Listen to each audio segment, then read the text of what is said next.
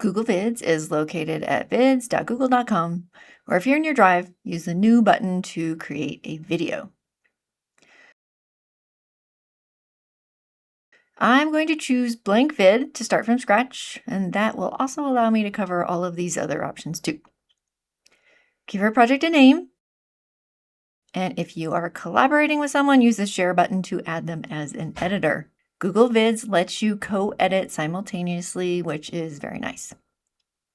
I plan to use Google Slides as part of my visuals, so I will go to the File menu and choose Convert Slides. After you select a slide deck, you have the option to import all of the slides or just select a few. If you want to screen record something that is not in a Google slide, put the playhead where you want that media to be located in your video and click the blue plus to add a scene. Open the media you want to record in a new tab, then go back to Vids and click Record. Change your recording option to Screen. When you start screen recording, you'll be prompted to select a window, a specific tab, or your entire screen.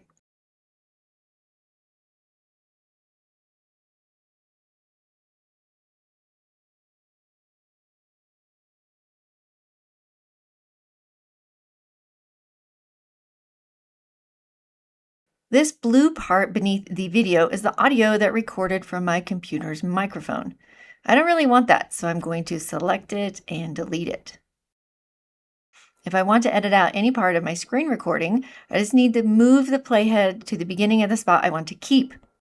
Then I'm going to right-click and choose Split Scene at Playhead. This divides my clip into different parts, and I can now select the part I don't want to keep, and I can delete it.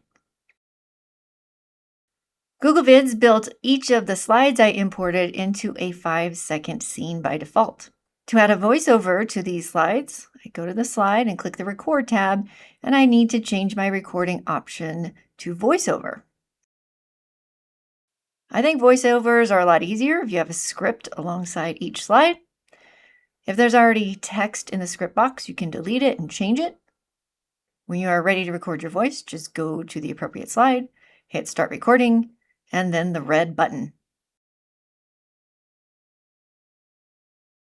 Today we're going to make sure your Chromebook is ready for testing so you can avoid potential tech. My voiceover got cut off before I was done recording because this scene was only set for 5 seconds.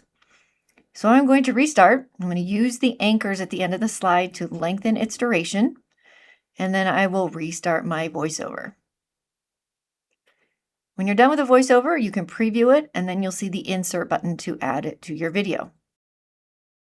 This is the voice narration segment. I can now adjust the slider for my slide so that the timing is a perfect fit. Then I just go to the next slide and repeat that process for my narration. If you want to add something between two slides, put your playhead there, click the blue plus, or go to Scene, New Scene. If I wanted a picture on the slide, I could upload one, or I can go to the Stock tab and search for what I'm looking for. You'll find a variety of stock videos, images, stickers, and music.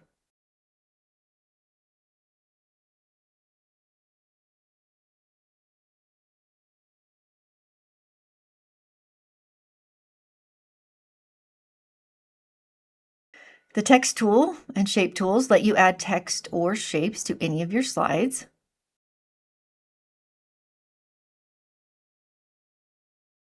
And the templates tab has some good options too, especially for title slides. Each template has a ton of scenes, but you can select just the first one if that's all you want. And of course, everything is editable. To preview your video, just put the playhead wherever you want it to start and click play. You can also drag the playhead to quickly scrub through a video and just see the visuals.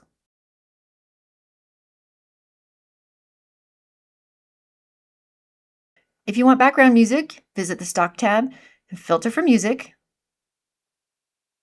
You can preview songs, and when you find one you like, add it to your video.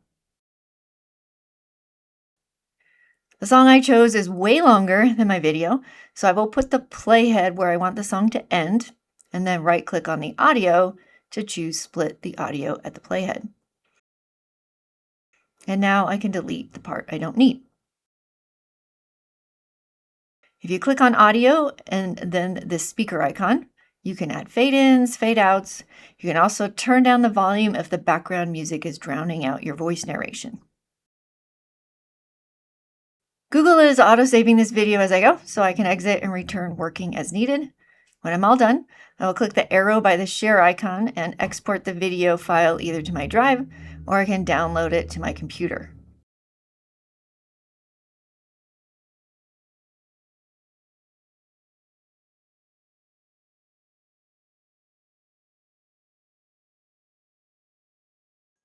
Here's the video exported to my drive. I do need to adjust the sharing settings here, and I'm going to change it to anyone with the link can view it so that others will be able to see it.